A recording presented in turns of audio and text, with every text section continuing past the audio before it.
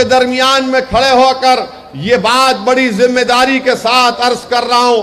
और मुझे बड़ी खुशी भी हो रही है कि हिंदूपुर में जब मैं आप लोगों के हजारों के मजमे को देखता हूं तो मुझे पूरा यकीन है कि जिस तरह गुजरात में मंजलिस के अरकान बल्दिया कामयाब हुए, इंशाअल्लाह ताला उसी तरह हिंदूपुर में भी मजलिस इत्तेहादुल मुस्लिमीन का परचम लहराएगा। और ये मुल्क हमारा है, इस मुल्क पे 700 साल हमने जहां बानी और गुमरानी की। ये चार मीनार तुम्हारा है, ये किले गोलकुंडा तुम्हारा है, ये दारुल सलाम तुम्हारा है, ये कुतुब मीनार तुम्हारा है, वो ताजमहल की खूबसूरती तुम्हारी है, अरे सब कुछ तुम्हारा है। इत्तेहादुल मुस्लिमीन के इस इलेक्शन में है, मैं आपसे ये गुजारिश करने आया हूं कि 10 मार्च के दिन आप तमाम से अपील करने आया हूं कि आप अपना एक एक वोट पतन के निशान पर देकर आपके इत्तेहाद को मजबूत करिए, आपके सियासी शऊर को मजबूत करिए। हिंदूपुर में आपकी वोट की अहमियत को अगर बढ़ाना है तो मेरी आपसे गुजारिश है कि आप 10 तारीख के दिन मजलिस इत्तेहादुल मुस्लिमीन के हक में अपने वोट का इस्तेमाल करें। हिंदूपुर की सियासत में अगर आपको तारीख बनाना है, हिस्ट्री क्रिएट करना है, तो 10 तारीख के दिन आपको मजलिस के एक उम्मीदवार को अपने वोट और अपने दुआओं से कामयाब करना जरूरी है। मैं आपको ये बताने आया हूं कि जब तक हमारे पास हमारी एक इंडिपेंडेंट आजाद पॉलिटिकल लीडरशिप नहीं होगी, हम अपने मसाइल को हल नहीं करवा सकते। मैं आपको बड़ी जिम्मेदारी के साथ ये भी अर्ज कर रहा हूं, ये भी बता रहा हूं कि सारे मुल्क में बीजेपी और आरएसएस की ताकत में इजाफा हो रहा है। हिंदुत्व की ताकतें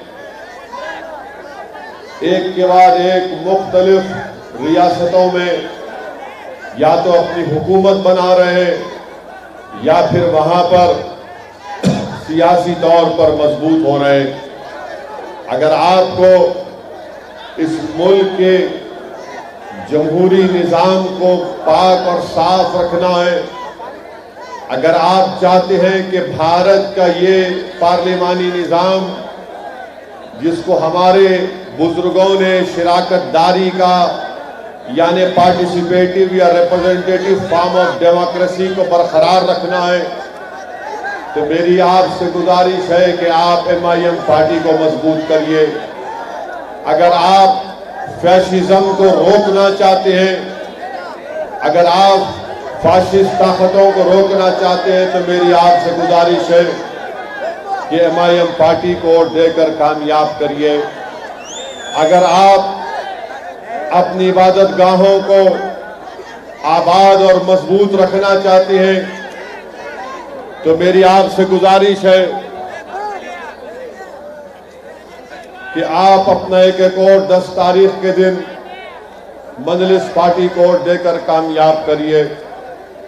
मैं आपको ये बात इसलिए बता रहा हूं कि आपकी एक लीडरशिप की जरूरत है और मजलिस इत्तेहादुल मुस्लिमीन के पैगाम को आपने देखा कि हम बिहार का इलेक्शन लड़े, बिहार में मजलिस के 5 रुकने असेंबली MLA कामयाब हुए। वो इसलिए हुआ कि बिहार में सीमांचल की सरजमीन जो पूरे मुल्क में सबसे बैकवर्ड इलाका है, वहां की आवाम ने फैसला कर लिया कि अब की बार हम मजलिस इत्तेहादुल मुस्लिमीन को कामयाब करेंगे। दुनिया ये समझ रही थी कि हैदराबाद से निकलकर ये जमात जो सीमांचल का इलाका 2000 किलोमीटर से दूर है, लोग हमारा मजाक उड़ाते थे और लोग ये कहते थे कि देखो ये हैदराबाद के लोग 2000 किलोमीटर दूर सीमांचल जाकर इलेक्शन लड़ रहे, मगर अल्लाह ने बता दिया कि अल्लाह अल्लाह ताला ने उन लोगों की सीमांचल के गरीब आवाम की तड़प को, उनकी तकलीफ को और उनकी दुआओं को अल्लाह ने कबूल किया और मजलिस इत्तेहादुल मुस्लिमीन ने बिहार की सियासत में एक नई तारीख बना दी। सारे मुल्क में लोग चौकन्ना हो गए, परेशान हो गए, ताज्जुब कर रहे थे कि कैसे मजलिस के 5 MLA बिहार में जीत कर आ गए। मेरे अजीज दोस्तों और बुजुर्गों, हमारी कामयाबी वहां पर नहीं रुकी। हमारे मजलिस के मुखालिफिन मजलिस पर इल्जाम लगाते थे कि तुम लोग गुजरात को नहीं जाते, तो मजलिस इत्तेहादुल मुस्लिमीन ने गुजरात के बल्दिया के इंतखाबात में हिस्सा लिया। वहां पर जनाब साबिर साहब को हमने मजलिस का सदर बनाया और सिर्फ 25 दिन की हमने मजलिस के जिम्मेदारों ने मेहनत की। अहमदाबाद में मजलिस ने इलेक्शन, बल्दिया के म्युनिसिपल इलेक्शन में हिस्सा लिया। मजलिस ने 7 म्युनिसिपल कॉरपोरेटर्स अहमदाबाद में मजलिस के कामयाब हुए। आप बताइए, लोग मुझसे कहते थे कि तुम अहमदाबाद और गुजरात को जा रहे हो, कैसे वहां पर बीजेपी से मुकाबला करोगे, कैसे वहां पर कांग्रेस से मुकाबला करोगे। सिर्फ 20 दिन 25 दिन हुए तुम्हारी पार्टी को बनाकर।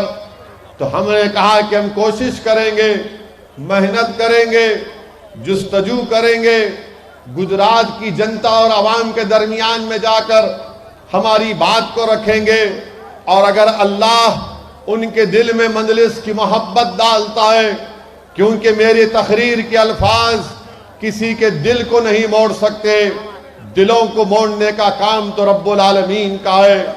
हमने कोशिश की, अहमदाबाद से मजलिस के 7 म्युनिसिपल कॉरपोरेटर्स कामयाब हुए। गोधरा में जिंदगी में कभी नहीं गया था। गोधरा में मजलिस के 8 उम्मीदवार कैंडिडेट्स थे। गोधरा में 8 में से 7 MIM के कॉरपोरेटर्स कामयाब हुए। हम मोडासा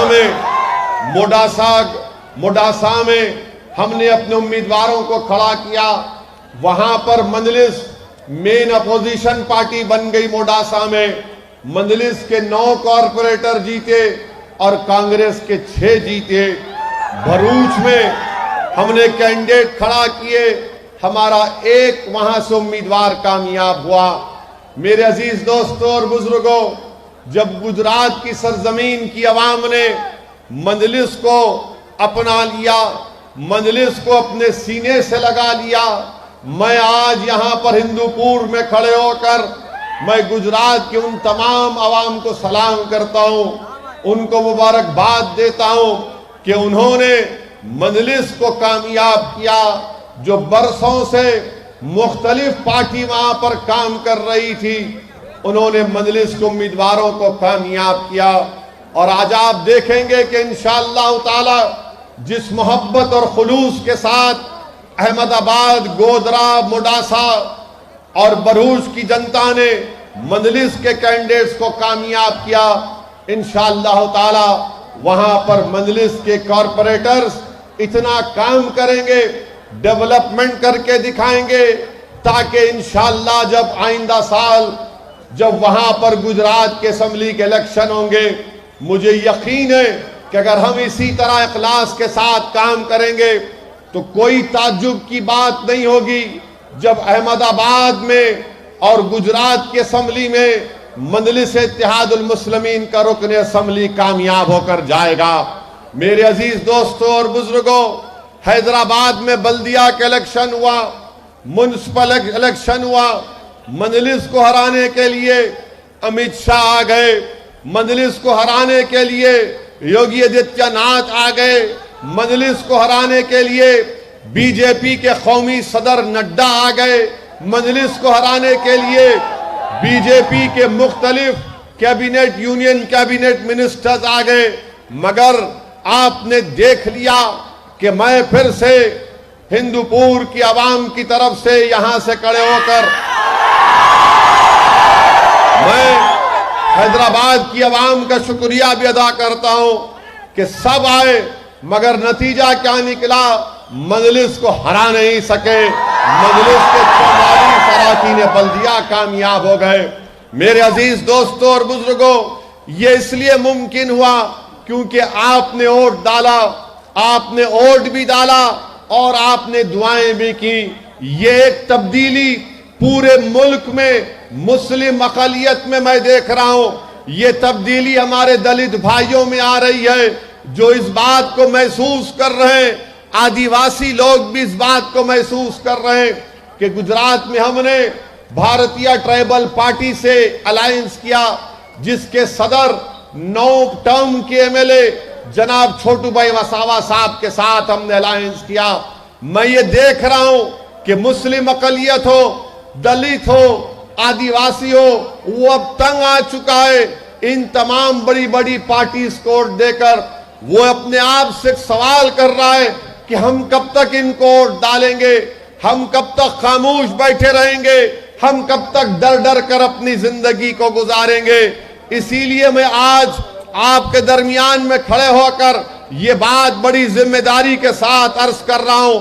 और मुझे बड़ी खुशी भी हो रही है कि हिंदूपुर में जब मैं आप लोगों के हजारों के मजमे को देखता हूं तो मुझे पूरा यकीन है कि जिस तरह गुजरात में मजलिस के अरकान बल्दिया कामयाब हुए, इंशाअल्लाह ताला उसी तरह हिंदूपुर में भी मजलिस इत्तेहादुल मुस्लिमीन का परचम लहराएगा।